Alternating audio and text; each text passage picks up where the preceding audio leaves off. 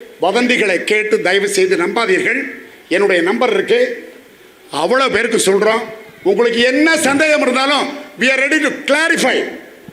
ஒருத்தரை பற்றி குற்றம் சொல்லணும், தவறு சொல்லணும் அப்படின்னம்னா அதற்கு ஆதாரத்தோடு சொல்ல வேண்டும்.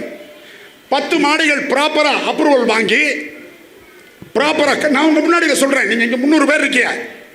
36 மீட்டர் அப்ரூவல், சற்றேறத்தாழ 120 அடி உயரம், 10+2 ஃப்ளோர் 12 ஃப்ளோர் அப்ரூவல் வாங்கி கட்டியிருக்கோம்னு சொல்லியிருக்கோம்.